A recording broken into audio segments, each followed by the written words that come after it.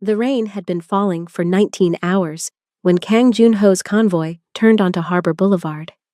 And the first thing his headlights found was a girl sitting on the wet curb, with no shoes on her left foot and nothing where her right leg should have been. His driver didn't slow down.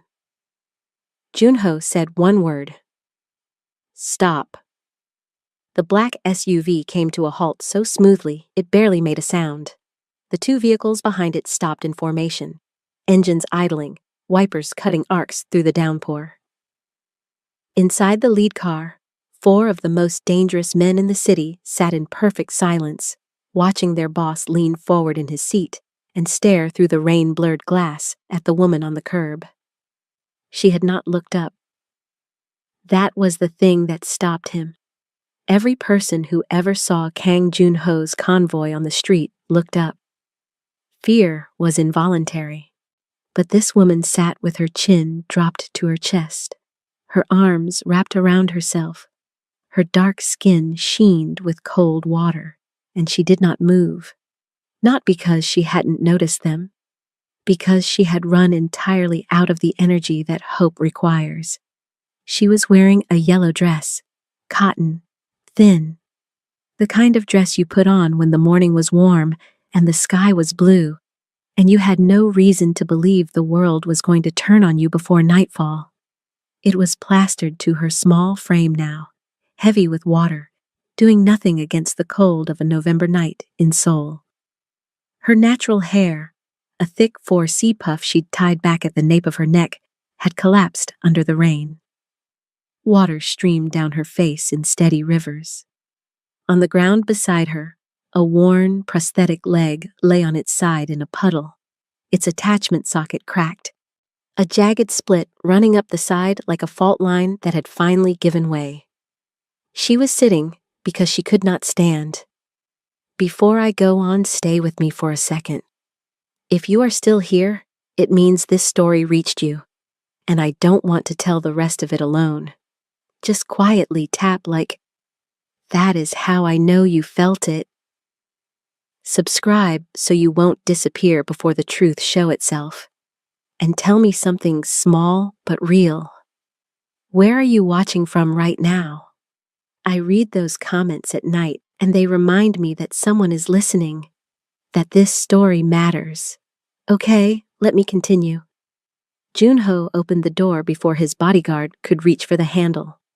Sir. One word from Park, his head of security. Not a protest. Just a marking of the moment, the way you might note the exact second a bridge decides to hold or collapse. Junho stepped into the rain. His charcoal suit darkened immediately at the shoulders. He did not adjust his collar or look at the sky. He walked to the curb and crouched down in front of the woman, bringing his eyes level with hers, and waited. She looked up. Her eyes were the brown of deep river water, and they were doing something eyes rarely did in Junho's presence. They were not afraid. They were exhausted past the point where fear feels like it costs anything. There was a cut above her left eyebrow, dried blood washed thin by the rain. Her lips had gone a pale, grayish hue. Her teeth were pressed together, clamped against the shaking that was taking over her jaw, her shoulders, her entire body. Your leg, he said quietly. His English was precise, unhurried. She blinked, looked down at the prosthetic lying in the puddle beside her, then back at him. The socket cracked. Her voice came out rough, scraped at the edges. A faint accent, West African, warm even through the cold. I fell. It cracked when I hit the pavement. I can't. She stopped, swallowed. I can't walk without it, and I can't fix it in the rain. How long have you been sitting here? She didn't answer right away. She looked past him at the idling convoy, then back at his face, reading him with the focused attention of someone who had learned that the wrong read can cost you everything. Whatever she found, it was enough. Since afternoon, she said, maybe 5, 6 hours? Behind him, Junho heard Park step out of the vehicle, He did not turn around. "What's your name?" he asked. "Zara." A pause. Zara Obi?" He studied her for another moment. The cracked prosthetic, the cotton dress, the cut above her eye, the absence of a bag, a phone, a jacket, not a single thing that suggested she'd chosen to be here. "Who left you here, Zara Obi?" Her jaw tightened. The shaking intensified, or maybe that was just the cold. "My cousin," she said, and then, very quietly, with a kind of flatness that was worse than crying, "He said he was done carrying me." Junho stood up.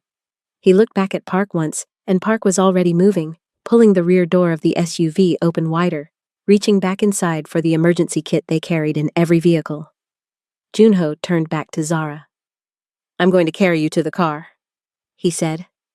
Not a question, not an offer she could decline, but his voice was careful with it. "Is that all right?" She stared at him. He could see the war in her eyes. The part of her that had been taught since childhood not to accept anything from strangers, especially strangers who arrived in black convoys on empty streets in the middle of the night.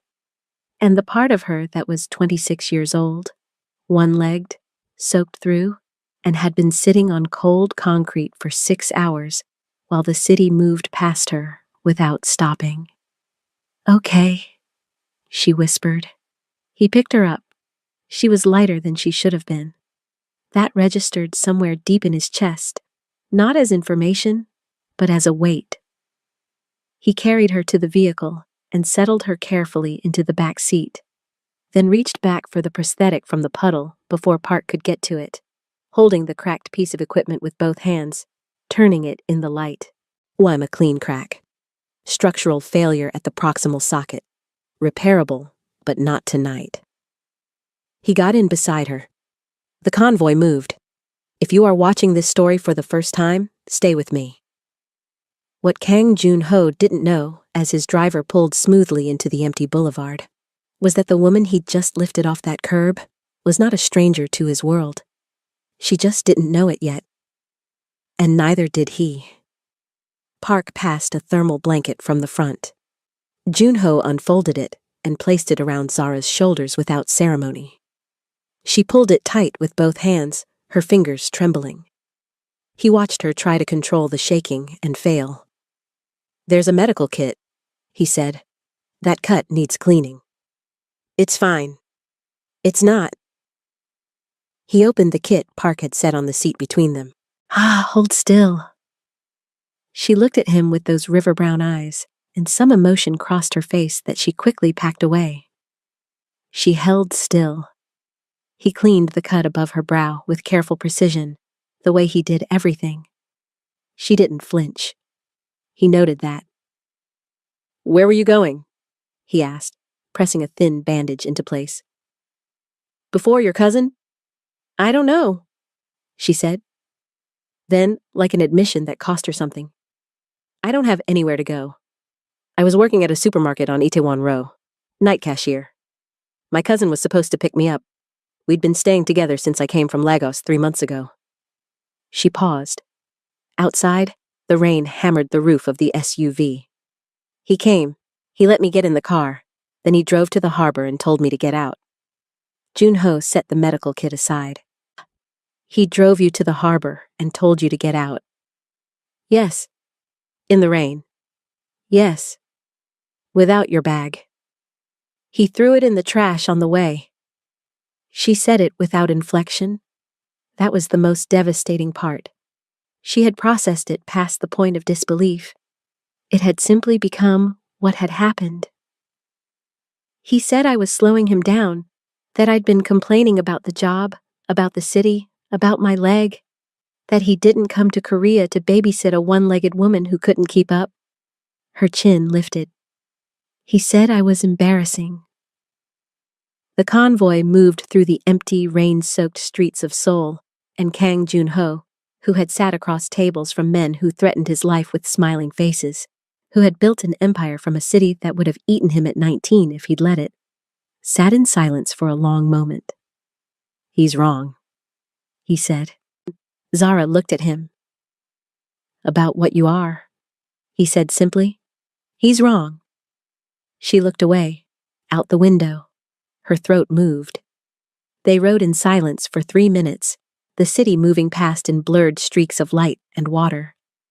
Then Junho spoke to Park in Korean, short and specific, and Park nodded and changed direction. Zara noticed. Where are we going? Somewhere warm, he said. And safe. She turned back to the window.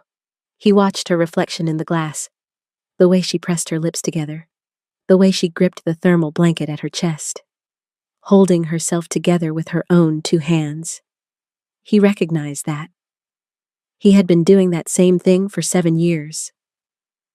The building had no name on the outside. No sign, no buzzer panel, no indication that behind its clean stone face sat 8 floors of quiet, fortified calm. The convoy pulled into an underground entrance, and Zara watched the gate close behind them in the side mirror, with the expression of someone who understood that she had just passed a threshold she could not walk back through. Not without a working leg, anyway. Junho carried her again from the vehicle. She didn't protest this time. She was too cold, too depleted, and she had already spent everything she had on staying upright through that car ride without falling apart. He set her down in a wide corridor, and a woman appeared immediately. 50s, small, efficient, the kind of stillness that comes from years of working in a place where loud things happen, and you learn to be the opposite of loud. Her name was Cho, and she looked at Zara the way a person looks at a problem they intend to solve. The guest room on 4, Junho said in English for Zara's benefit. Hot bath, dry clothes, food if she wants it. Cho nodded once and extended a hand toward Zara, not taking hold, just offering direction. Zara looked at Junho. You'll be fine, he said. Cho takes care of things. And you? Zara asked. The question came out before she could stop it. She seemed surprised by herself. Junho paused. A small thing, half a second. I'll check on the prosthetic. He handed the cracked equipment to Park and walked down the corridor. He did not look back. But he heard Cho saying something gentle to Zara in accented English, and he heard Zara's quiet response, and something in the sound of it, the smallness of her voice in the wide hallway, settled into him like a splinter. He went to his office on the top floor, poured nothing, Saturday, turned the broken socket over in his mind the way he had turned it over in his hands in the car. A clean snap. The kind of fracture that came from repeated stress on an old seal, not from a single fall. She had been walking on a compromised prosthetic for longer than tonight. Longer than she'd admitted. Likely for weeks, managing it, adjusting her gait to compensate, saying nothing because saying something meant admitting she needed more than she could get. He recognized that too.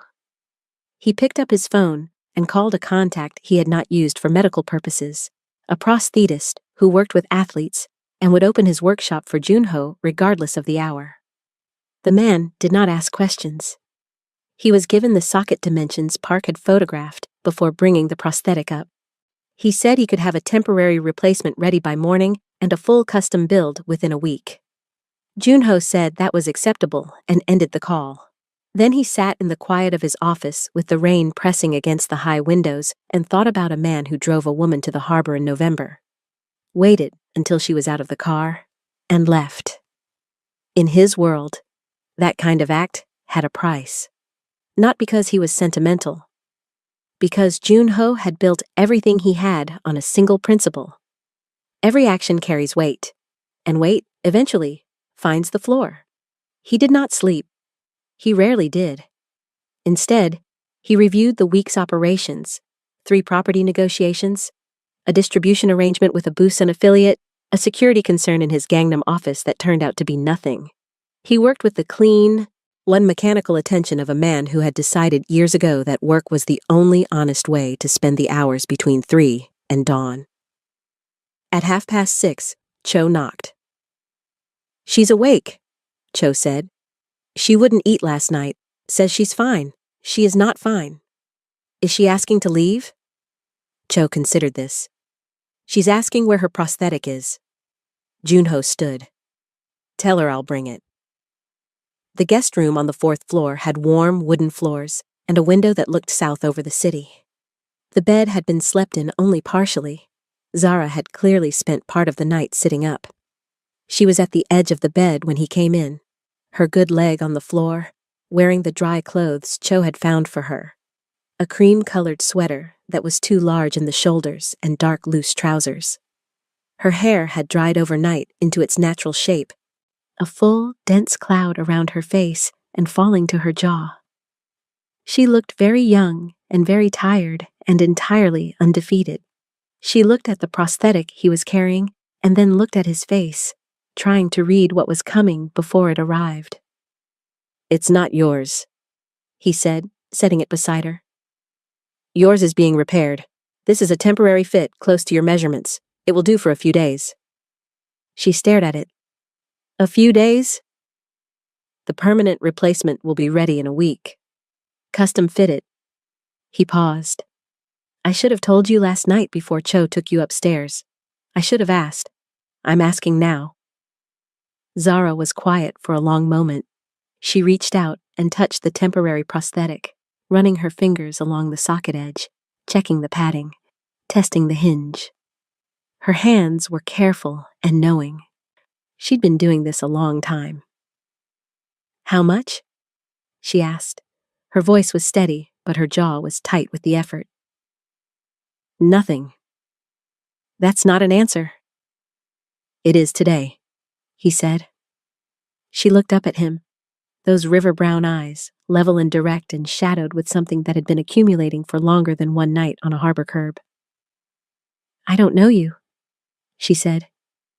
"You don't know me. You have no reason to do this." "I have no reason not to," he said. "Can I ask you something?" She waited. "Your cousin, what's his name?" Something shifted in her expression, a tightening, subtle and quick. "Why?" "Because I'd like to know." A long pause. The city moved outside the window, gray and slow beneath the tail end of the rain. "Darius?"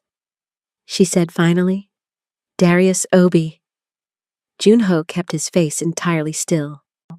"Does he live in Seoul?" "Itaewon. He runs some kind of consulting business. Import, export." She paused. "I never understood exactly what. He was vague about it. I thought it was just him being private." Junho said nothing. "Do you know him?" Zara asked. "No," he said, which was true. He did not know a man named Darius Obi, but the words import and export and Itaewon had just connected to something in the back of his mind, a thread he had not yet pulled. "Are you hungry?" he asked instead. She paused, then quietly, "Yes." "Cho will bring breakfast." He moved toward the door. "Mr. Kang?" He stopped, turned. "Why did you stop last night?" she asked. "Your convoy. You had somewhere to be. People like you always have somewhere to be. Why did you stop?" He considered the honest answer. There were several versions of it.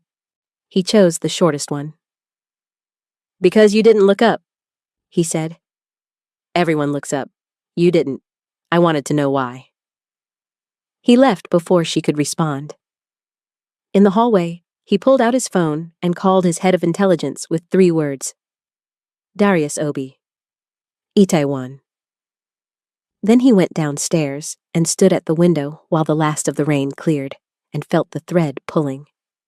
She stayed because she had nowhere else to go.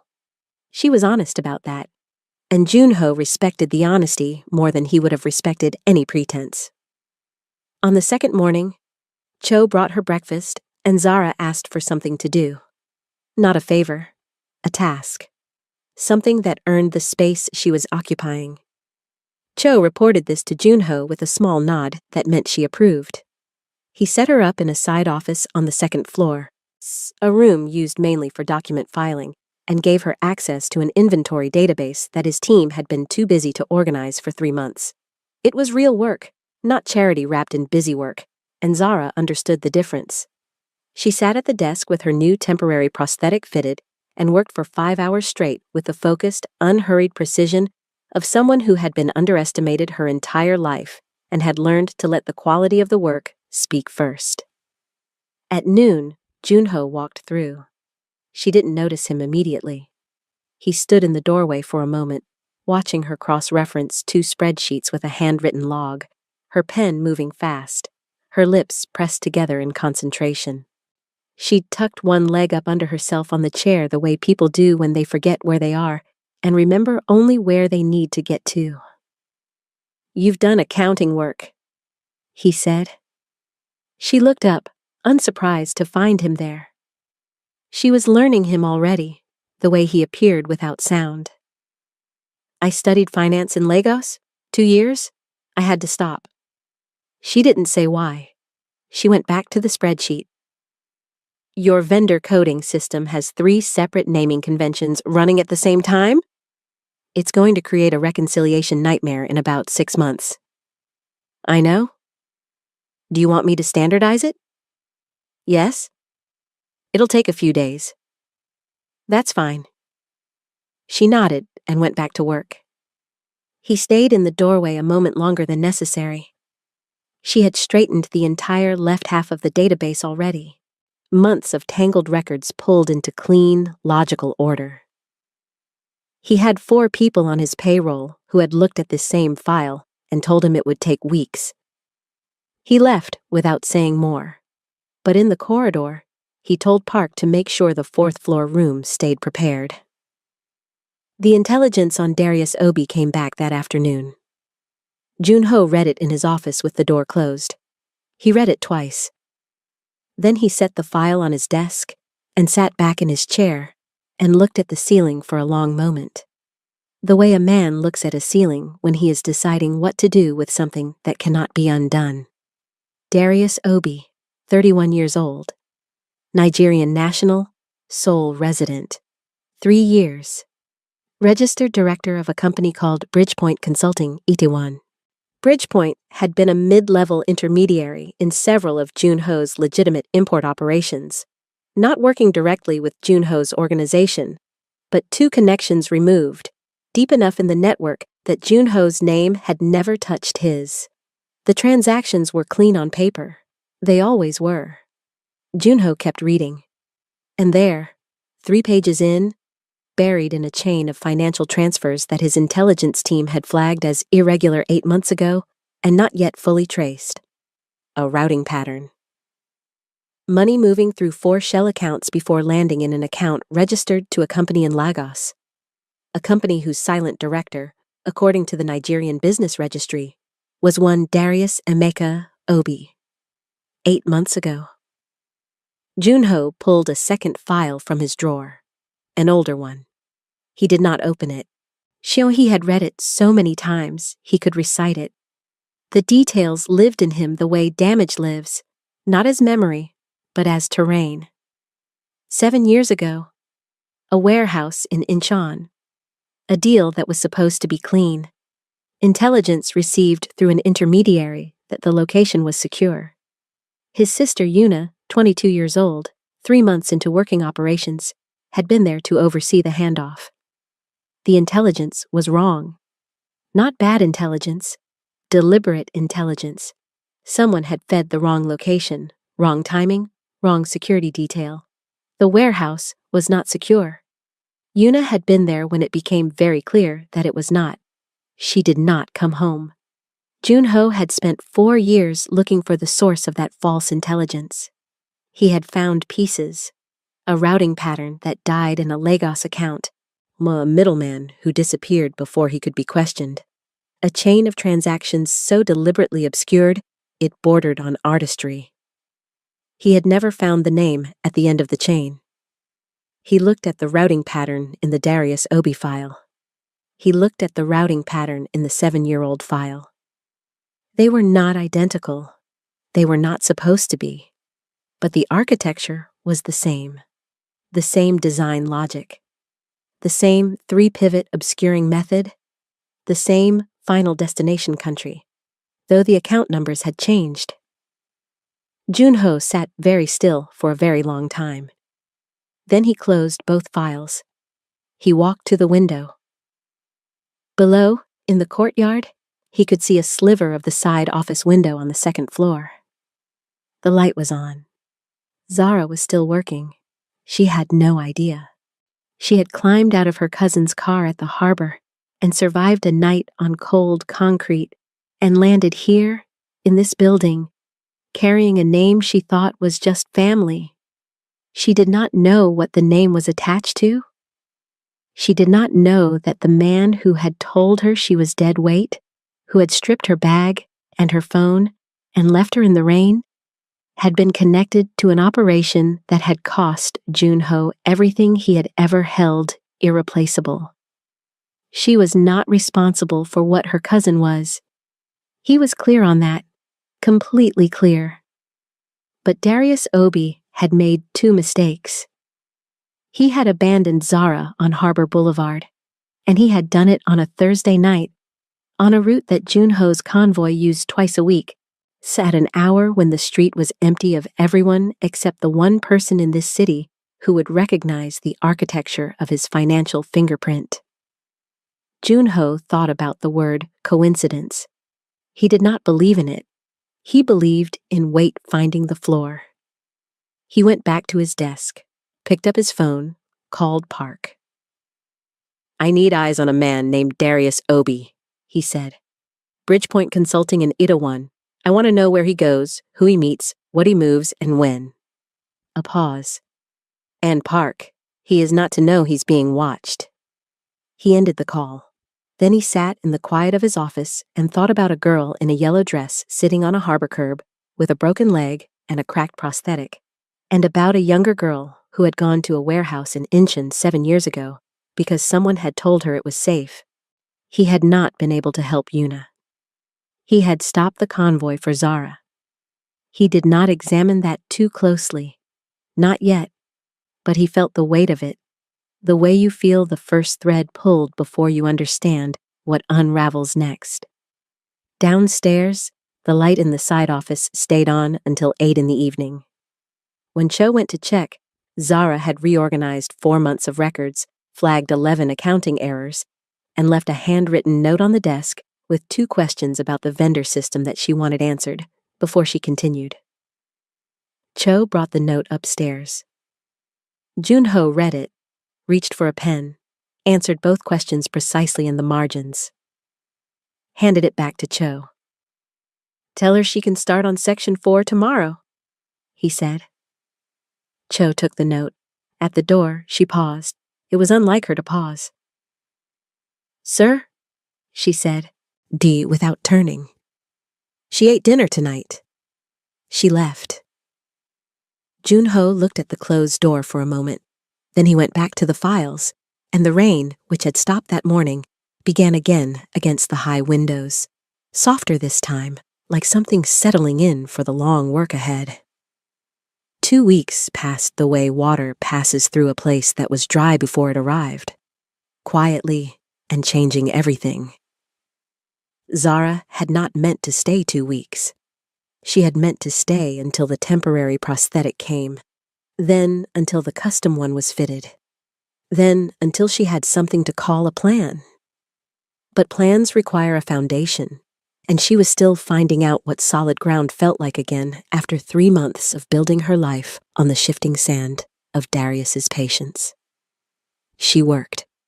That was the thing that kept her sane and kept her from feeling like a debt she couldn't repay. Every morning by 7, she was at the desk in the second-floor office. Coffee Cho had left outside the door cooling beside her. 2 screens running, working through the inventory system with the calm, systematic focus she'd developed in Lagos when there was too much noise at home and she needed her mind somewhere clean and ordered.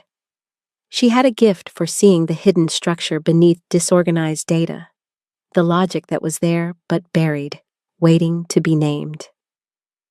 By the end of the first week, she had standardized the entire vendor coding system.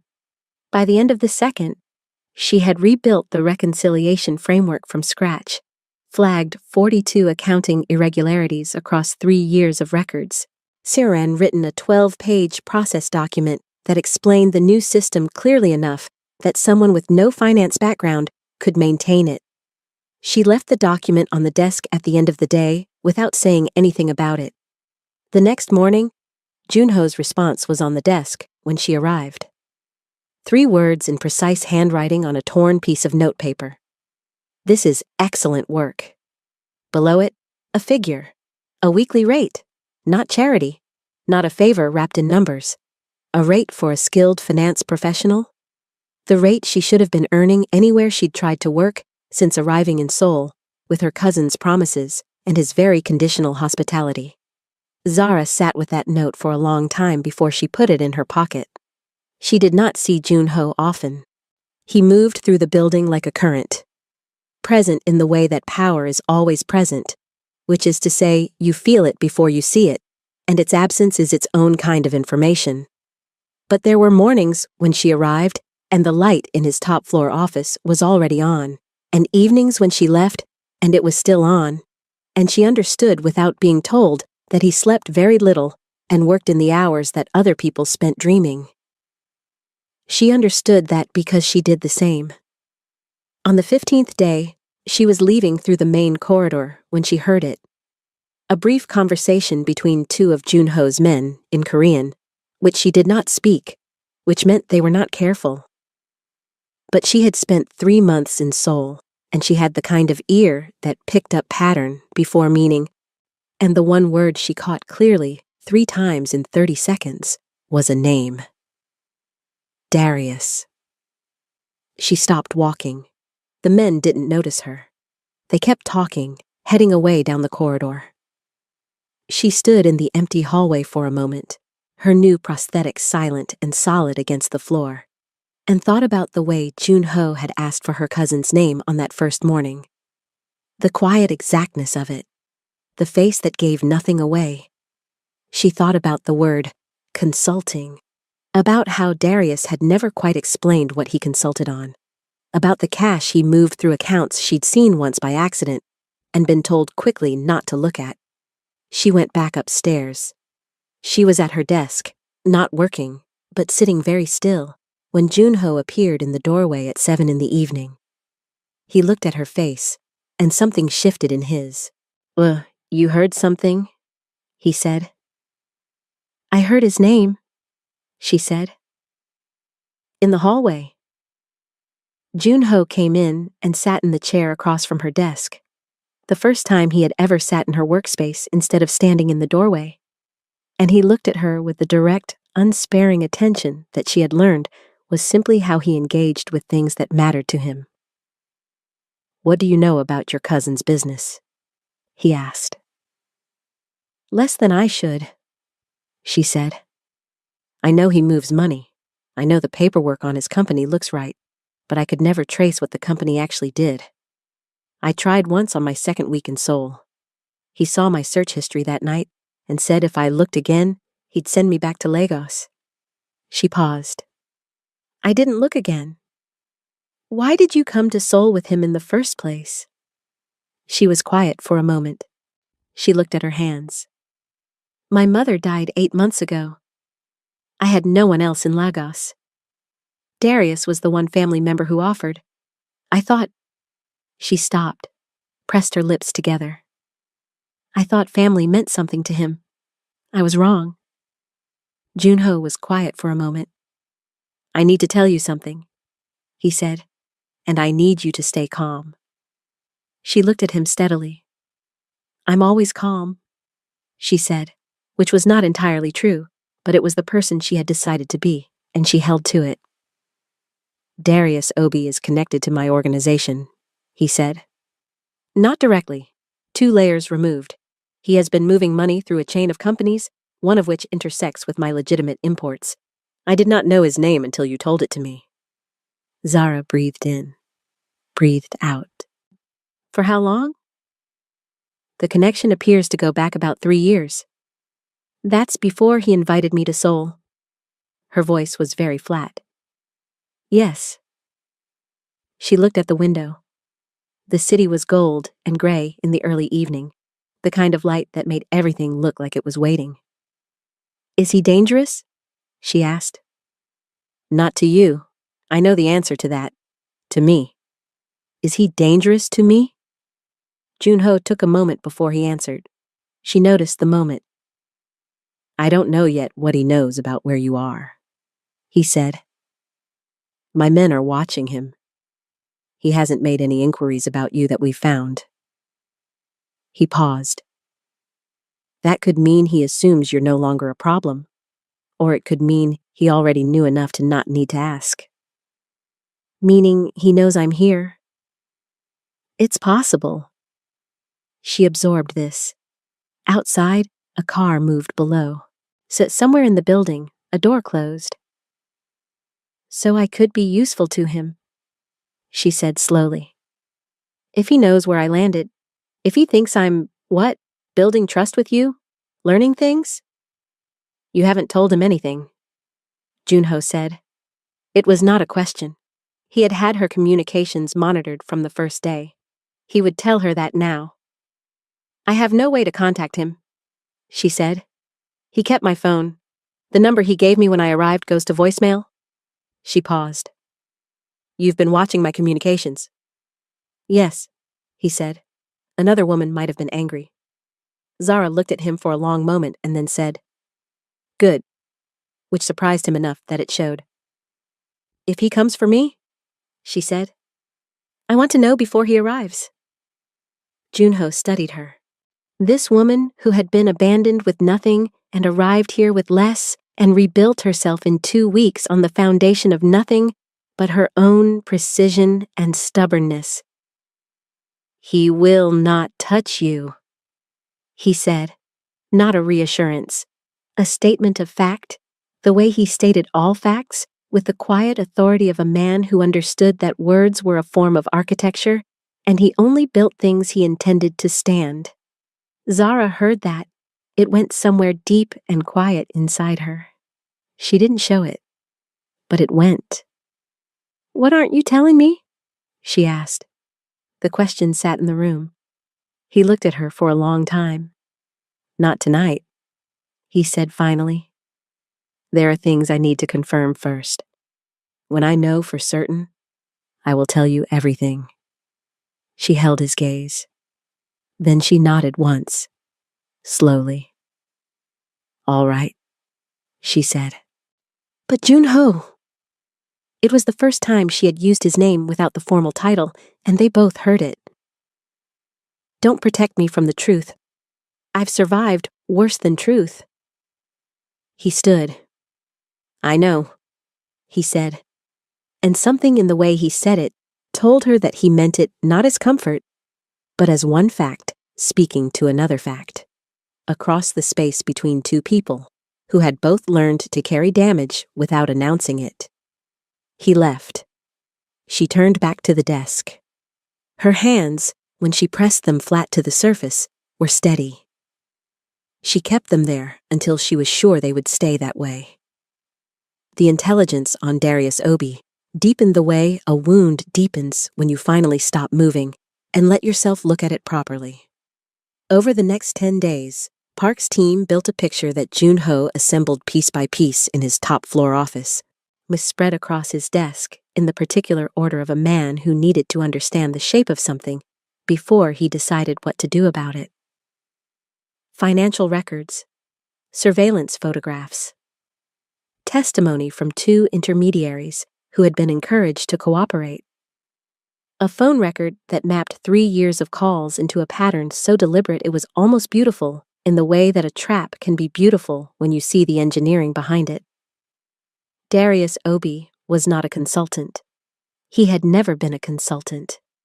Bridgepoint Consulting was a vehicle, clean-fronted, properly registered, professionally maintained, for the movement of money between 3 separate criminal operations, none of which knew about the other 2.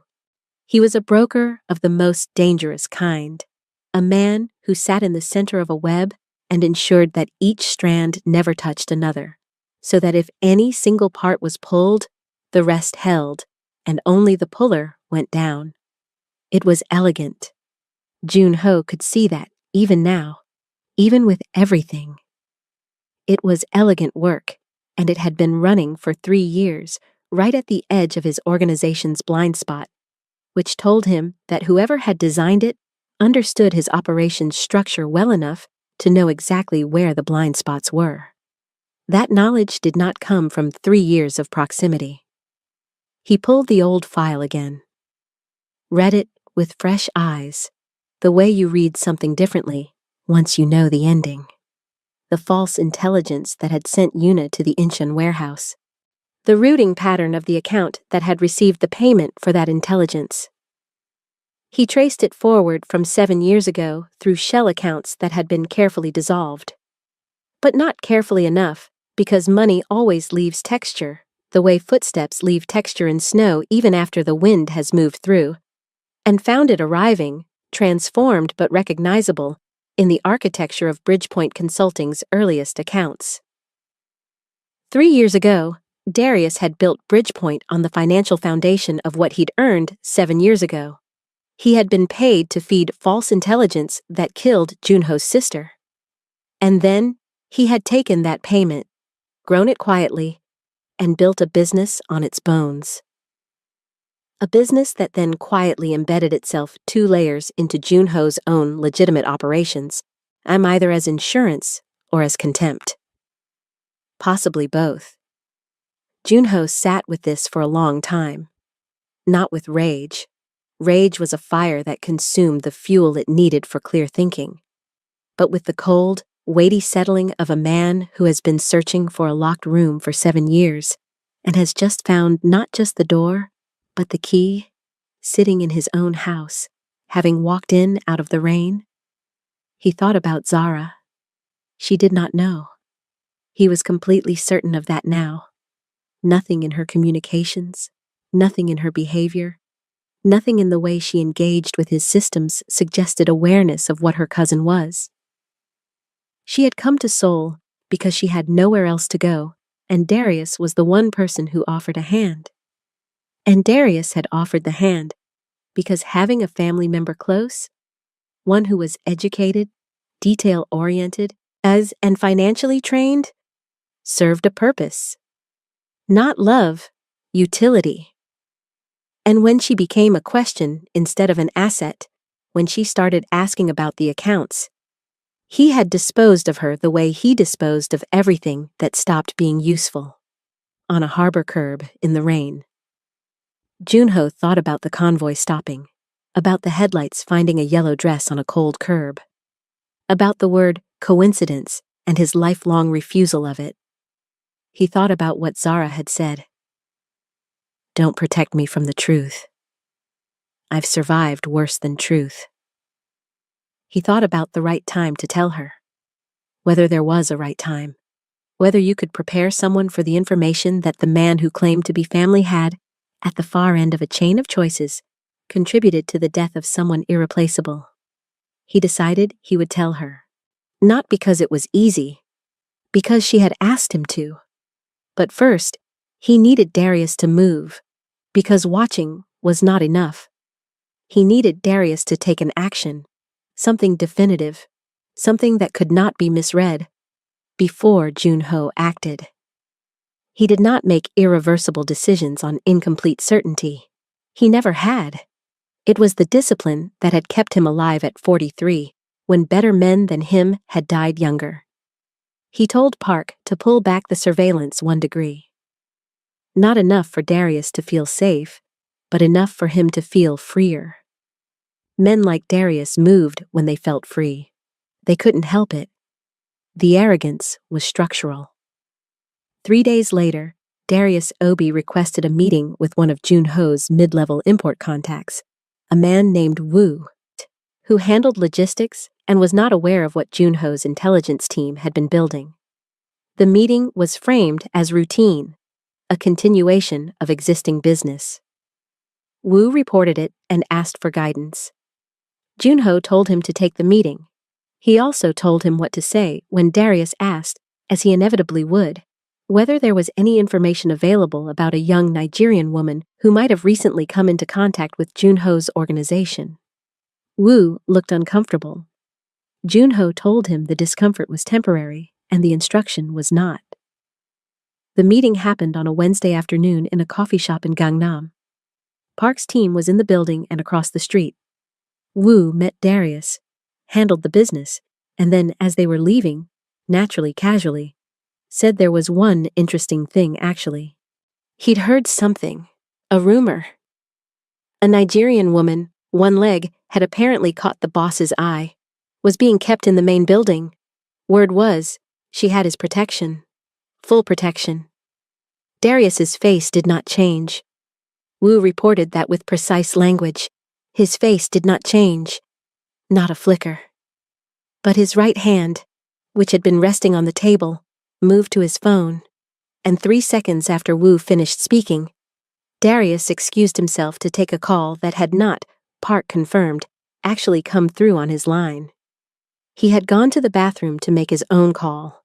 In the bathroom, alone, believing he was unheard.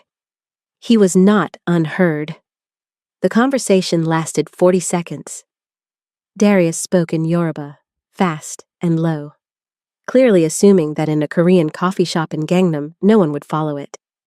But one of Park's team had grown up in Abuja and had spent 4 years in Lagos, and Yoruba was the second language of much of his childhood, and he listened to the recording twice before writing up a word-for-word transcript and bringing it upstairs. Junho read the transcript. He read it once. He set it face down on his desk. He went to the window, looked at the city, thought about 40 seconds and what 40 seconds can contain when a person stops performing and thinks they're finally alone.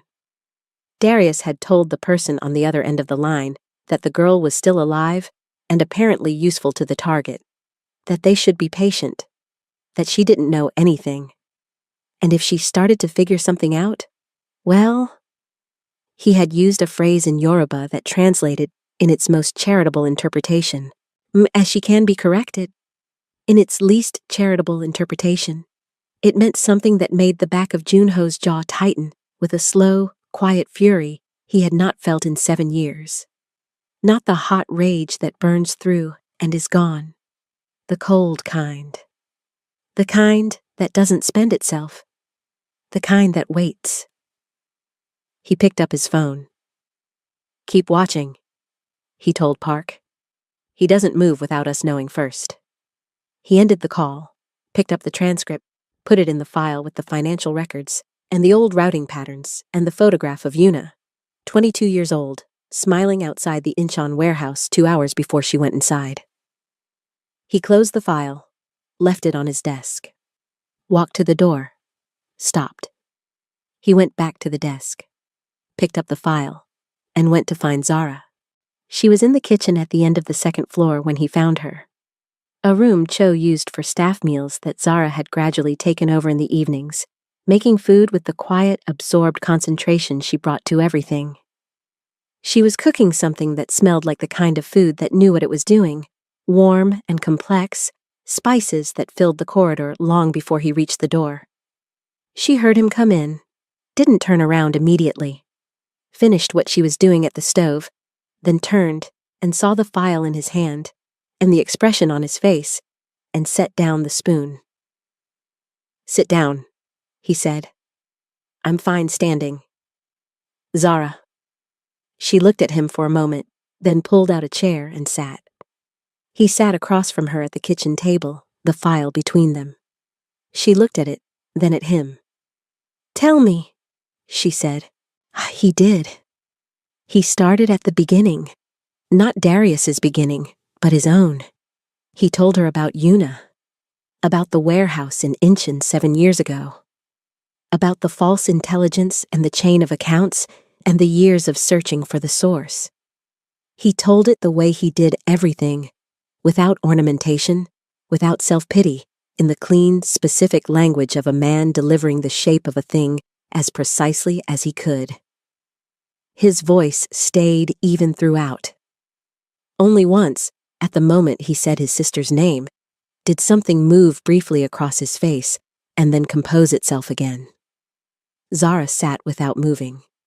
She listened with the full, absolute attention of someone who understood that what was being said required that much.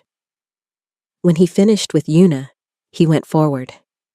He told her about Bridgepoint, about the routing pattern, about the 40-second phone call from the bathroom of the Gangnam coffee shop, and what Darius had said on it.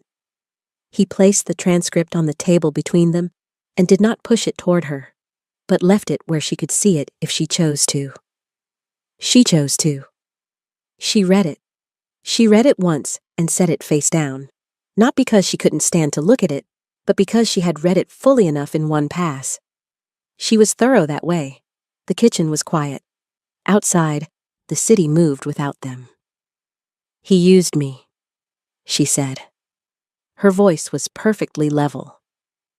"He invited me to Seoul because having me close was useful. An educated woman he could claim was his family, someone who made him look stable, someone who might pick up things he couldn't reach." She stopped. "And when I started getting curious about the accounts, I stopped being useful. So he left me on a curb." "Yes," Junho said. She was quiet again.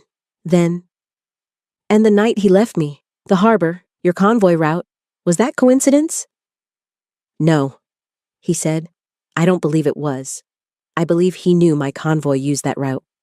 I believe he left you there deliberately, either hoping my people would find you and bring you in, or—" He stopped. "Or hoping I would freeze to death and become a problem no longer," she said, very quietly. He said nothing. The silence confirmed it. Zara looked at the table. Her hands were flat on the surface, the same way she pressed them to the desk when she needed to stay steady. He noticed. "Your sister," she said, without looking up. "She was 22. "Yes." "Did she know what she was walking into?" "No. She thought it was safe." "She trusted the intelligence." "Yes." Zara looked up. Her eyes were bright, not with tears, but with something fiercer, the particular brightness that comes when grief and fury arrive at the same time and can't be separated. "I'm sorry," she said. "I'm sorry for what was done to her. I'm sorry that the person who did it shares my blood." Her voice broke slightly on the last word, not from weakness, but from the weight of being connected by blood to something monstrous. She held the break for 1 second, and then her voice came back, steady. "He is not my family. Whatever he told himself, whatever he told me, he was never my family. Family doesn't leave you on the ground." Junho looked at her across the table. The kitchen light was warm and direct, and it showed him everything. The exhaustion she carried, the anger, the grief, and beneath all of it, the bedrock, the thing in her that had not fractured despite everything that had tried to fracture it. "What are you going to do?" she asked. "What I always do," he said, "but carefully, and only when I have everything." "Is there anything I can do?" He considered this seriously, which she could see. He never performed consideration. Either he was doing it or he wasn't. "There may be," he said, "but not yet, and not anything that puts you at risk." "I'm already at risk." "Yes, which is why I'm not adding to it." She held his gaze, a long, searching look, the kind that asks a question without finding the words for it yet. He met it without looking away. Between them on the table was the transcript, face down, and the file, and all the weight of what had been said. "He called me dead weight," she said. "On the harbor. That's the last thing he said to me." A pause. "He thought leaving me on that curb would be the end of me." "I know." "I want him to know it wasn't," she said, not with rage, with a calm certainty that was, if anything, colder and more permanent than rage. "I want the last thing he understands to be that he miscalculated, every time, starting with Yuna and ending with me." The kitchen was very quiet. "He will know," Junho said. The same way he had said he will not touch you. Not as a promise asking for belief, but as a structure already decided and already being built. She nodded once, looked at the stove, where the food was still warm on the low flame. Some practical part of her had noted it the entire time and was now reclaiming her attention. She stood. Eat with me, she said. It was not a question. It was not quite an invitation either. It was the kind of statement that people make when they've been alone in their grief for long enough to recognize when someone else is too. He didn't answer immediately. She turned to the stove and began plating. After a moment, she heard the quiet scrape of his chair not pushing back from the table, but adjusting forward. She allowed herself exactly 1 second to feel that.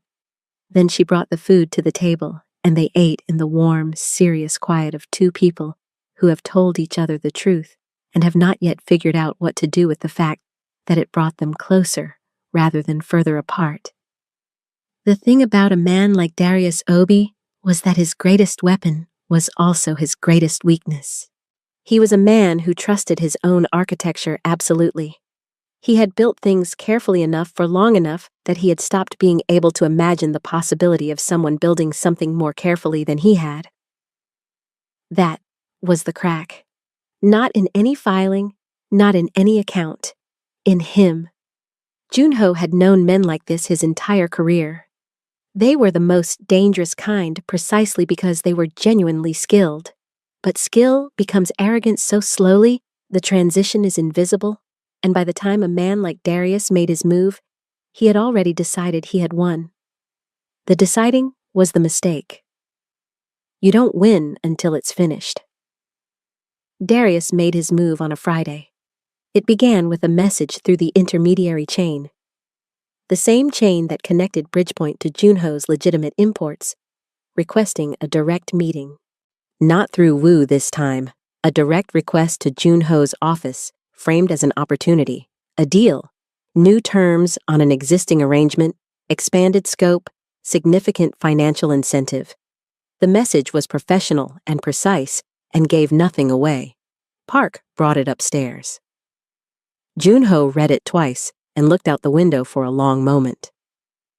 "He's moving because he thinks she's useful to him," Park said. "If she's in your building, if she has your trust, he wants access." "Yes. He may also be concerned about what she knows." "He should be more concerned about what I know," Junho said. He agreed to the meeting. Friday evening, his offices, which was unusual enough that Darius should have paused. Meeting in Junho's space, on Junho's terms, with Junho's people everywhere visible and more not visible. This was not a neutral arrangement. A careful man would have suggested a coffee shop, a restaurant, somewhere with the illusion of equal footing. Darius accepted immediately. Junho had Zara moved to an interior room on the 4th floor 2 hours before the meeting. Not because he was hiding her. He told her plainly where Darius was going to be and when, but because Darius did not yet know she was in the building, and Junho wanted to control the exact moment that changed. Zara had listened to the plan with her hands folded on the desk and her eyes on the window. When he finished, she said, "I want to see him." "Not during the meeting." "After." She turned to look at Junho directly. "I want to be in the room when he understands what's happened. I've earned that." He looked at her for a long time. "After," he agreed. "When I say." She nodded. He went downstairs. Darius Obi arrived at 7:15 in a charcoal suit that cost more than most people's monthly rent. He was 31 but carried himself like a man who had decided the world was already his and was simply taking inventory. He was handsome in a careful way, the kind of handsome that was also performance. A face arranged for maximum impression. He shook Junho's hand with exactly the right amount of firmness. His eyes moved around the office with the practiced casualness of a man cataloging everything. They sat. Tea was brought. Darius talked. He was very good at talking. The language of business, the vocabulary of mutual benefit, the specific cadence that makes greed sound like partnership. He laid out his proposal with the confidence of someone offering a gift. Expanded money movement, new routes, cleaner separation, higher margins for both parties. Junho listened. He asked 2 questions, both technical, both answered. He nodded at appropriate intervals. Then he said, "There's one issue I'd like to address first." Darius adjusted his expression to attentive openness. "Of course." "A woman," Junho said. "Young, Nigerian, left on Harbor Boulevard 3 weeks ago. You know who I mean?" The adjustment was microscopic. If you had not been watching for it, if you had not been specifically calibrated to the exact frequency of a man who has just heard something he was not ready to hear, you would have missed it. A half-second tightening around the eyes, gone before it fully formed.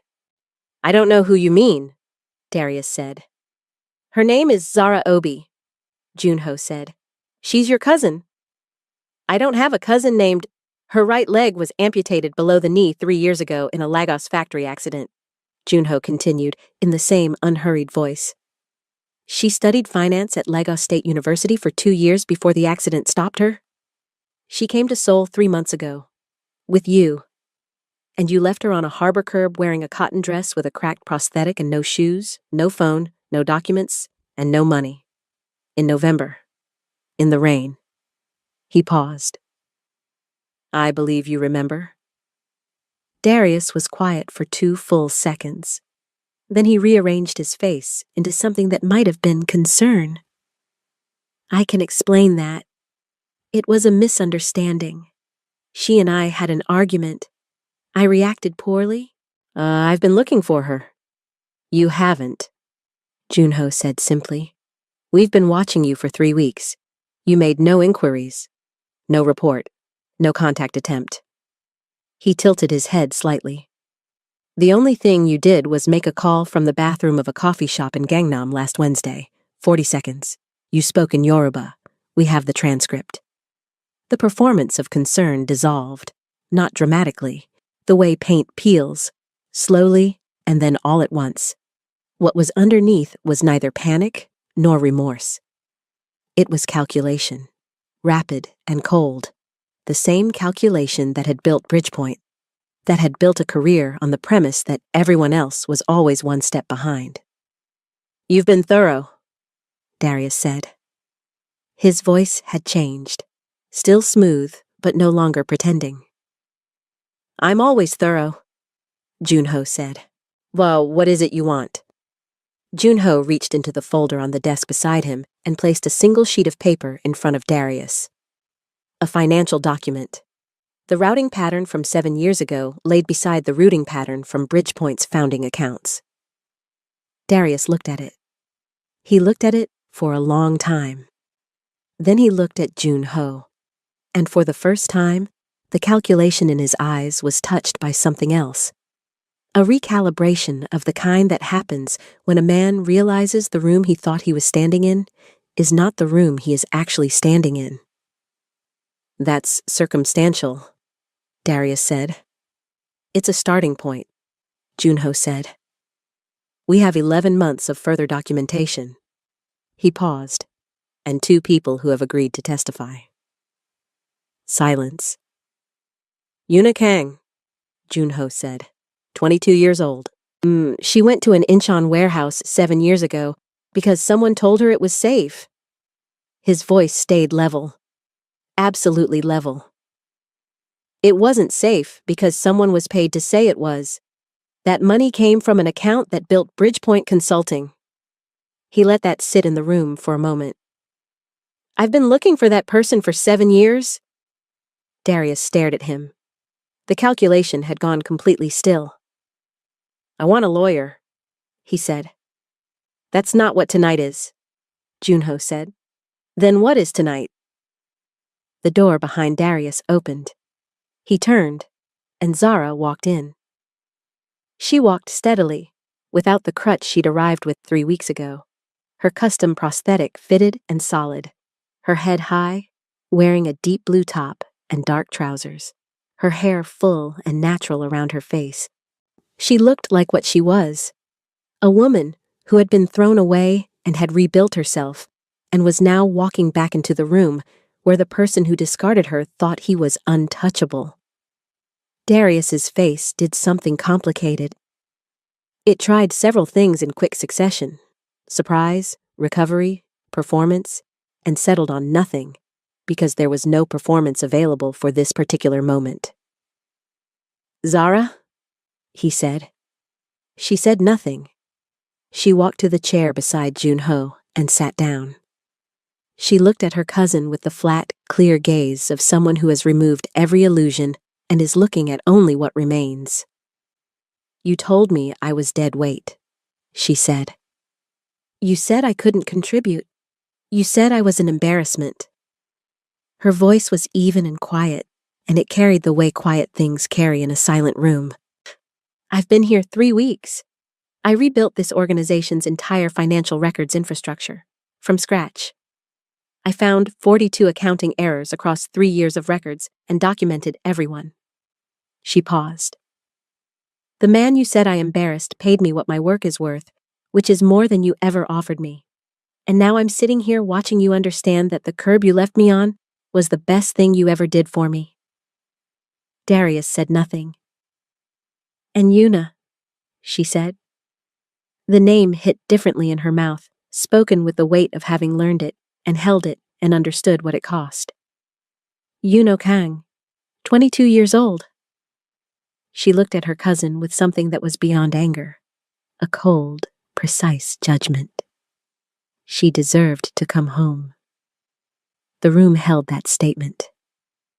Junho looked at Zara for a moment. Then he looked at Darius. "The authorities have everything," Junho said. "Everything we've built over 3 weeks, packaged and already filed. There are also other matters. Matters between you and me that the authorities won't touch. Those will be addressed separately." He stood. Tonight was for her. He meant Yuna. He also meant Zara. He did not clarify because it did not need clarification. 2 of Park's men came in from the side door. Darius looked at them, looked at Junho, looked at Zara, who was watching him with that clear, unblinking gaze. He opened his mouth once, closed it. The calculation had finally, completely run out of moves. He was escorted out. The room was quiet. Junho stood by the desk. Zara sat in the chair, her hands folded in her lap, looking at the door he had gone through. After a moment, her breath came out slowly, long and released. The breath of something held for a very long time, finally let go. "Yuna?" she said softly. To no one, to the room, to the 7 years that had been sitting in this building waiting for a resolution they hadn't known was coming until a convoy stopped on a rainy Thursday night. Junho looked at her. Something in his chest shifted in a way that he could not catalog under any of the words he normally used for his interior life. He said nothing, but he did not look away. And she, turning from the door, found his eyes and held them, and in that shared silence said something that neither of them had language for yet. The city moved outside, indifferent and constant, and between them the hard work of what came next was already quietly beginning. The days after Darius left the building were quiet in the way that a city is quiet after a long storm. Not empty, but cleared. Like something had been pressing against the air for a long time and was now gone, and the air didn't quite know what to do with the space it had suddenly recovered. Zara noticed it first in herself. She woke the morning after the confrontation expecting the weight that had been living in her chest since the harbor. The compressed, breathless awareness of threat, of contingency, of one wrong move, and found it reduced. Not gone. She was too practical to expect gone, but smaller, manageable, the difference between carrying something and being buried by it. She went to her desk and worked. That was still the most honest thing she knew how to do. But the work felt different now, not because the tasks had changed. There were still records to process, systems to maintain, The rolling daily architecture of an organization that moved significant money through legitimate channels and needed those channels kept immaculate. The work was the same. She was different inside it. She was not working to prove she deserved to be here anymore. She was working because she was good at it, and because it mattered, and because for the first time in 3 years, she was sitting at a desk that felt like hers. She noticed Jun-ho differently too. Not that he changed. He was the same man who had been there since the beginning. Precise, unhurried, present in the way that winter is present, not soft, but clarifying. But she had been watching him from the careful distance of someone who is not sure how much of a new landscape she is allowed to trust. And now the distance had shifted. Not closed entirely. Shifted. She could see him more squarely. She saw the way he moved through his organization. Not with the performed authority of a man who needs people to know he is in charge, but with the settled weight of someone who has been responsible for things for so long that responsibility has become the texture of him, inseparable from anything else. She saw the way his people watched him, not with fear, though fear was present, with something closer to the attention you give a compass. They oriented by him, checked themselves against him, moved in relation to his position. She saw the way he stood at the top floor window at odd hours, looking south over the city, very still.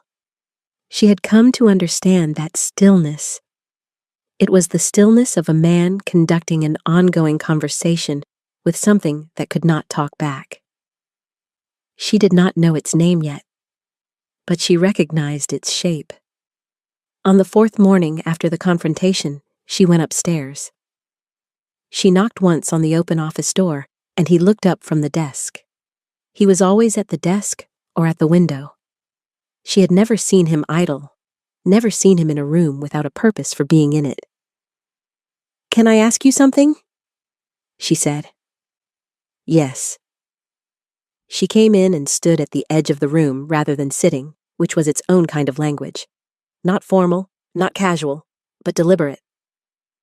"What happens now?" she asked. "With the authorities? With Bridgepoint? With—" She stopped, tried again. "Is it over?" He set down his pen. "The legal process will take time," he said. "The documentation has been filed.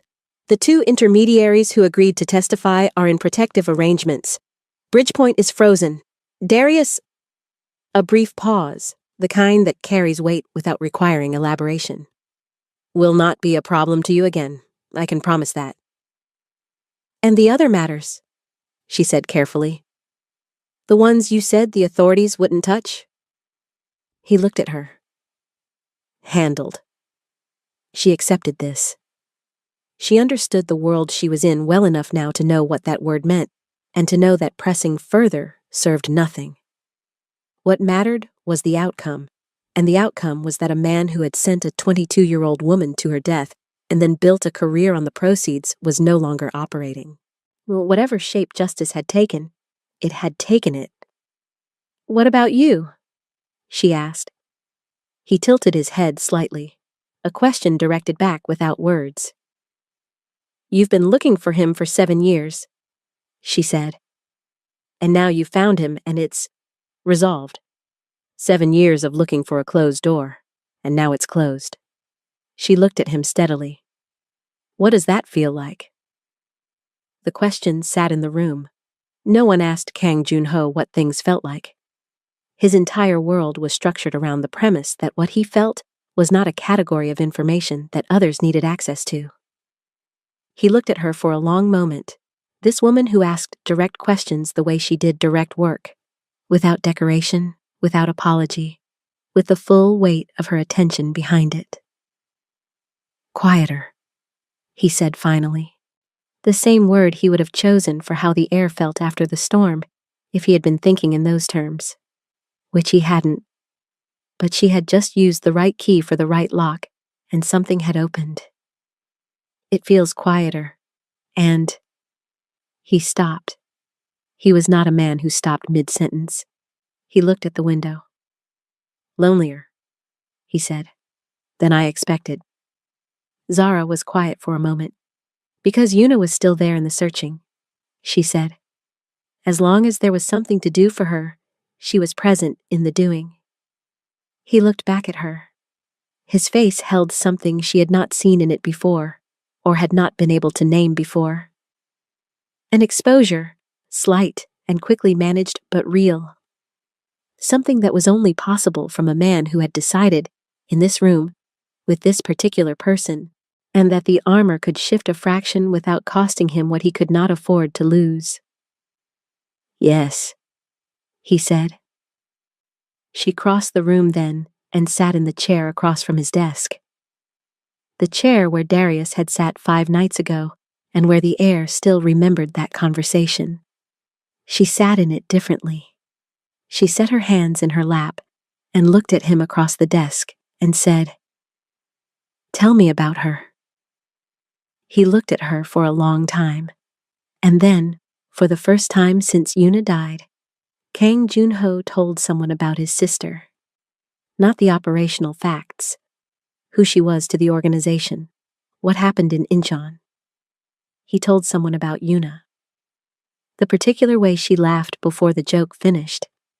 The terrible cooking she was proud of and refused to acknowledge was terrible.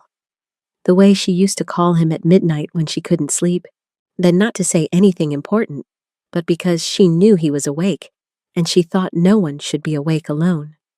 The things she had wanted to do that she never got to do. He told Zara these things the way water finds its level. Slowly at first, and then with the ease of something that has been looking for somewhere to go for a very long time. Zara listened the way she did everything, completely, without trying to fix or reframe or offer comfort at the wrong moment. She understood that what he needed was not comfort, but witness. Someone to hold the details so they existed somewhere outside of him, so that Yuna lived in more than one memory. When he finished, the room was warm and full of the particular gravity of true things spoken aloud for the first time. She sounds like someone who should have had a very long life, Zara said quietly. She was, he said. She would have. She did have you, Zara said. For 22 years. She had a brother who spent 7 years refusing to let what happened to her go unanswered. That's not nothing.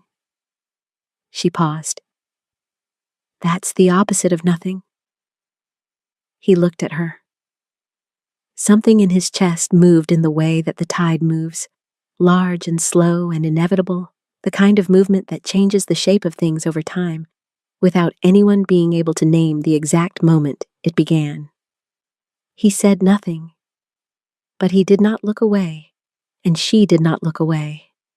And in the quiet between them, something was being acknowledged that had been true for longer than either of them had been ready to say it. 3 months moved through the building like a season change. Gradual and then obvious. Zara took the finance role formally.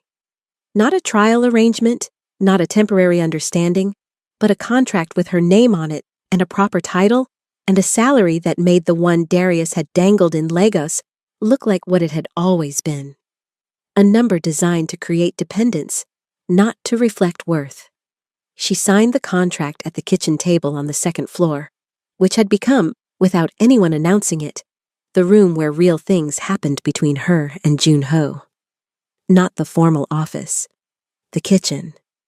The room where she had cooked the night he told her the truth and they had eaten together in the quiet of it. She moved out of the 4th floor guest room and into an apartment 3 blocks from the building. Her own space, her own address, her own key. Socho helped her carry 3 boxes of things she had accumulated over the months. Books in English and Yoruba, a plant she had bought from a street market and kept alive through sheer stubbornness, the spare prosthetic that she now used for running, which she had begun doing in the mornings along the river, with the specific, fierce joy of someone discovering a body they had stopped trusting, and then slowly won back. The cracked original prosthetic. The one she had arrived with. The one that had been lying in a puddle on Harbor Boulevard that Thursday night. she kept. It sat on a shelf in her new apartment, cleaned and treated, the socket crack visible but stable. She had been asked once by Cho if she wanted it repaired. She had said no. She wanted it exactly as it was. It was the most accurate account she owned of where she had started. She still came to the building every day, still worked the hours she had always worked, but she came as herself now, as a woman who had chosen this, not as someone with nowhere else to go. The distinction mattered to her more than she could easily explain, so she didn't explain it. She simply lived it, and the people around her could see it in the way she moved and the way she spoke, and the way she took up exactly as much space as she was entitled to, and not a fraction less. Junho noticed. He noticed everything about her, which was no longer a surveillance instinct, but something with a different name that he had been sitting with for long enough that he understood it clearly, even if he had not yet said it to her. He was not a man who acted on things before they were certain. He was not certain what she felt. He was only certain what he felt, which was that she had become the most real thing in a life that had spent 7 years treating reality as a problem to be managed rather than a place to live. He started leaving early on the morning she ran, not to follow her. She knew the city now, and she was capable, and he trusted her capability entirely. He left early because those were the mornings when the building was quiet before her arrival, and he found the quiet of those hours clarifying in a way that the busy hours were not. He used them to think about what he was building and why. The legitimate operations he had been quietly expanding for 3 years. The criminal ones he had been just as quietly contracting, into the shape of a future that he had not been able to see clearly until 7 months ago, when a convoy stopped on Harbor Boulevard.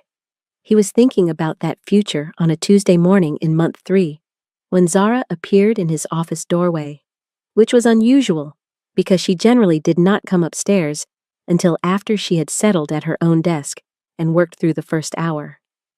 She was wearing a yellow dress. He noticed immediately. He did not say anything immediately. She came in and sat across from him, and she looked at him with those river brown eyes and said, "I went back." He waited. "To the harbor," she said. "This morning, on the run. I went the long way around, and I ran past the bus stop on Harbor Boulevard." She looked at her hands for a moment, then back at him. "I wanted to see it. I've been past that street in a car twice since that night, but I've never stopped. This morning I stopped." "And?" he said. "And it's just a street," she said. "It's just a bus stop and a curb. In the morning light it looks ordinary, small." She paused. I stood there for about a minute. I thought about that night. The rain, the cold, the crutch in the puddle. She looked at him steadily. "And I thought about the moment I heard a car stop. You know the first thing I thought when I heard it stop?" "What?" "I thought, please let this be someone who means it," she said. "I didn't think, please let this be someone safe, or please let this be help.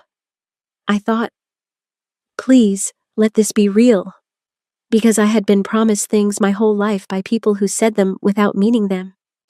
And I needed something to mean what it said." She held his gaze. "You meant what you said. Every time." The room was very quiet. "Zara," he said. "I know," she said. "I know the world we're in is complicated. I know what your name means in this city. I know the things that would have to be navigated and the things that would have to be decided. I've thought about all of them." A pause. "I'm Nigerian. I came here alone and started over with one leg and a cracked prosthetic. I'm not afraid of complicated." Something happened in his face. Not a smile exactly. He was not a man for whom smiling came easily or often. But a movement, a shift in the architecture, something that opened slightly in the region of his eyes and changed the quality of his attention from careful to present. Entirely present. I'm not afraid of complicated either, he said. I know, she said. That's part of why. He looked at her for a long moment in the particular way he had looked at her since the beginning, as though reading every layer at once, the surface and the depth and everything between them, and finding each layer worthy of the attention. Then he said, There's something I haven't told you. She waited. I've been considering something for several months, he said. Restructuring. The legitimate operations expand. The rest, contracts, reducing, overtime, exiting entirely. He paused. It would take years. It would be complicated. She looked at him. You're already doing it, she said. It was not a question. She had seen the operational patterns. She managed the accounts. She knew exactly what was growing and what was being quietly wound down. Yes, he said.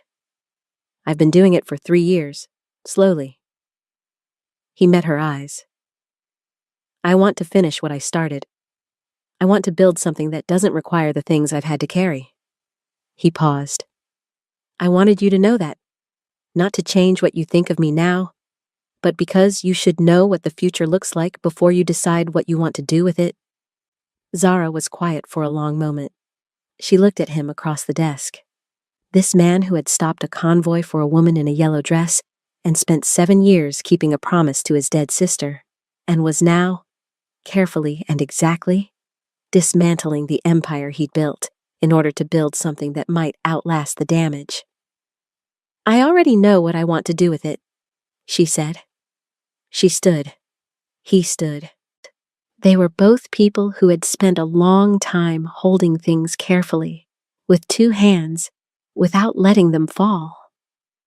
They were both people who had learned to read the gap between what someone said and what they meant, and to weight the truth of the latter over the performance of the former. They were both people who had been broken in their specific ways and had rebuilt themselves along the exact lines of the fracture, stronger there, as broken things often are, but aware of where the break had been. He crossed from behind the desk. She met him in the middle of the room. It was not a dramatic moment. It was something quieter than that and more permanent. 2 people who had been moving toward each other through the most complicated possible route, finally arriving at the same place at the same time, and finding the place was worth the journey. 8 months after a convoy stopped on Harbor Boulevard, Zara Obi stood in the main hall of a building she had helped redesign, wearing a dress the color of deep water, and looked at the thing Junho had asked her to help him build. It was a foundation, not a metaphor. A legal entity, registered, funded, operational. The Yuna Kang Foundation for Vocational Recovery, supporting young women who had lost limbs in industrial accidents across South Korea and Nigeria, the 2 countries that had made Zara who she was and had made Yuna who she had been. The launch event was small, deliberate. 40 people in the room, journalists, representatives from 2 prosthetics manufacturers who had agreed to partner. 3 women from Lagos who were the foundation's first beneficiaries, flown to Seoul for the occasion, and a photographer documenting all of it. Zara had built the financial architecture of the foundation over 4 months. Every account, every partnership agreement, every grant structure. She had also, in the final month, written the founding statement. The paragraph that would appear on every document the foundation produced, explaining what it was for and why. Junho had asked her to write it because she had said once, in the kitchen on the 2nd floor, that Yuna deserved to be described by someone who understood what it cost to lose the things she had lost, and what it meant when someone stopped to help. She had spent 3 evenings on the founding statement. She had written it 12 times. The final version was 49 words, and every one of them was carrying weight. She read it now, Cho at the podium, to the 40 people in the room. This foundation exists because a young woman deserved to come home and didn't. It exists because worth is not measured by what a body can or cannot do. It exists because someone once stopped, when they didn't have to, when it was inconvenient, when the world kept moving, and that stopping changed everything. We stop. That is what we do here. We stop. The room was quiet when she finished. The kind of quiet that is not emptiness but fullness. Every person in it holding something the words had landed in them. She stepped back from the podium. Junho was in the second row, not the first, because he had said the first row was for the 3 women from Lagos, and he meant it. He was watching her with the full, still attention she had come to know as his version of the most visible thing he showed the world. It was not a small thing. She had learned that. From a man like Junho, that attention was everything. Afterward, when the journalists had their photographs and the beneficiaries had met the prosthetics partners, and Cho had managed the entire event with her characteristic invisible efficiency, Junho found Zara by the window at the far end of the hall. She was looking out at the city, which was gold and gray in the late afternoon, the kind of light that arrived at the end of hard days and made everything look like it was worth what it cost. He stood beside her. "The founding statement," he said. "Was it too much?" she asked. "No," he said. "It was exactly enough." She looked at the city. "I kept thinking about what you said, about it feeling lonelier than you expected, after Darius, after the case was closed." She paused. "I wanted the statement to make it feel like she was still here in some way, still part of what's happening. Still—" She stopped. "I don't know if that's possible." "It is," he said. "It's already happening." She turned to look at him. 8 months in, she still found new things in his face. Not because it changed, but because she kept understanding it more deeply.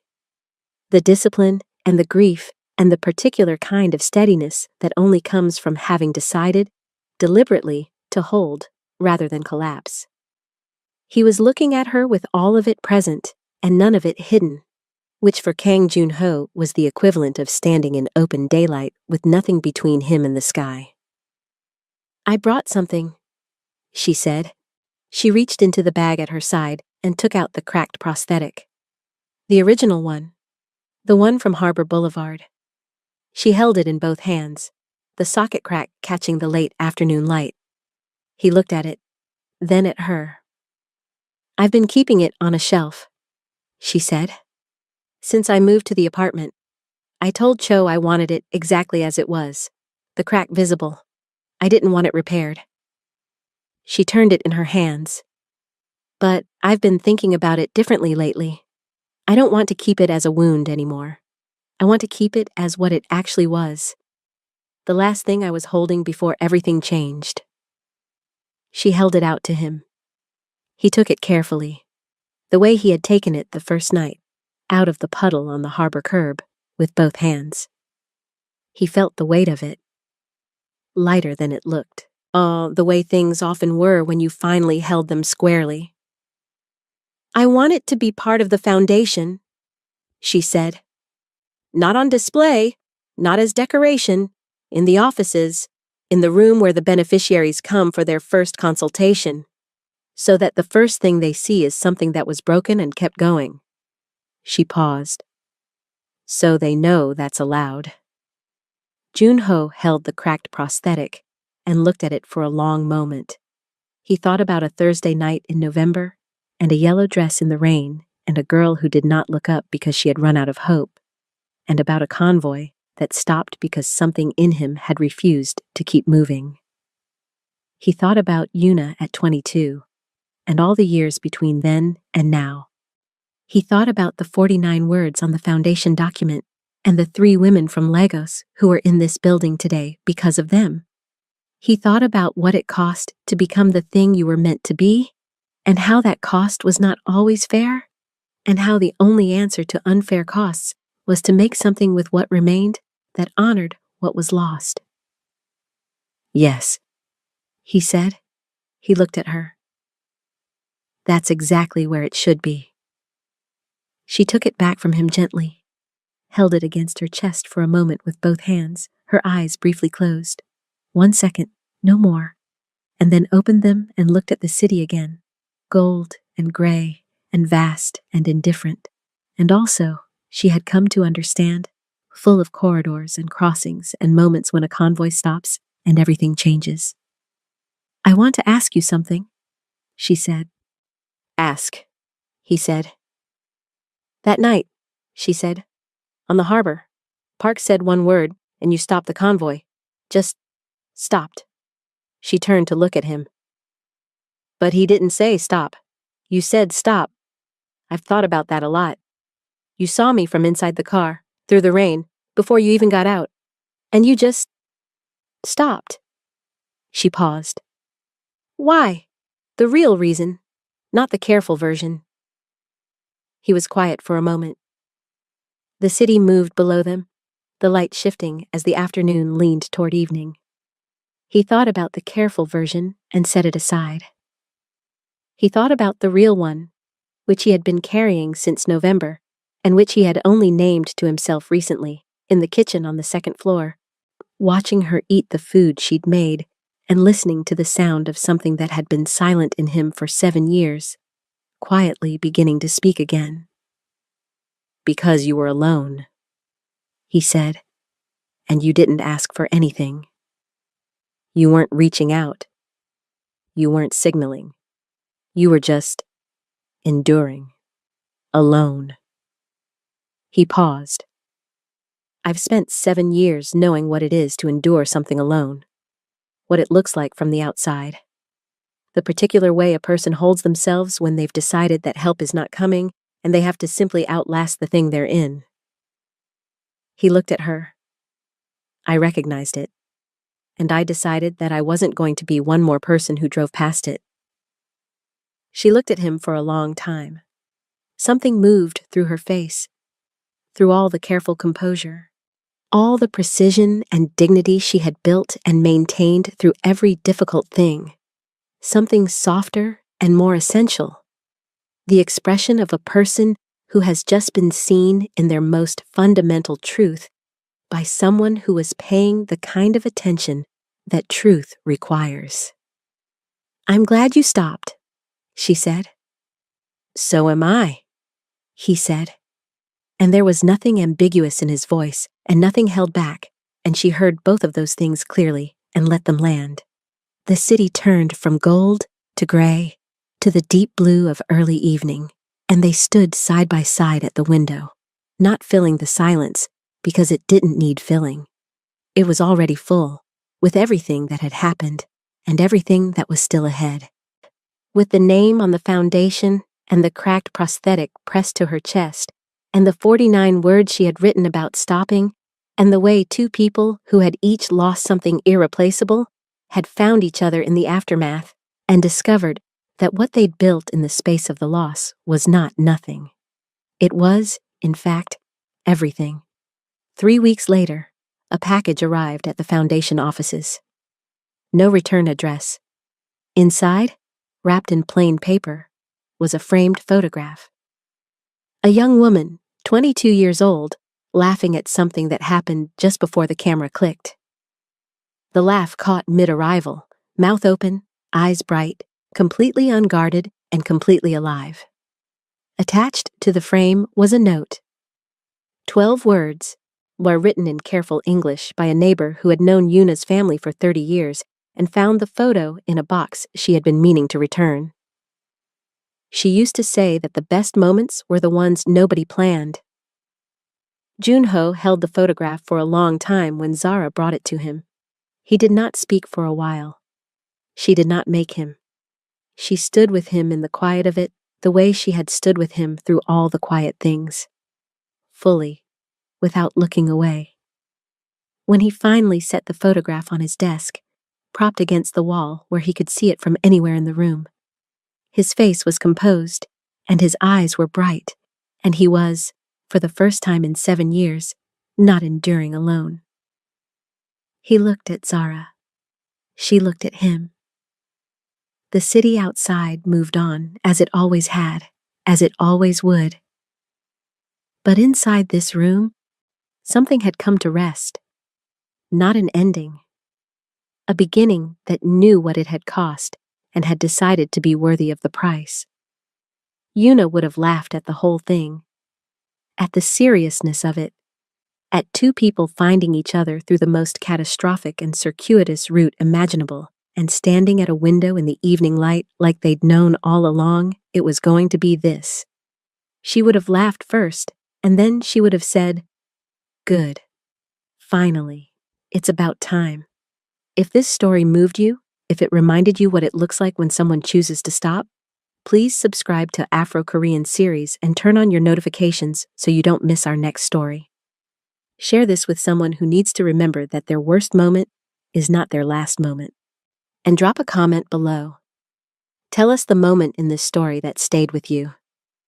Your words matter here. We read everyone,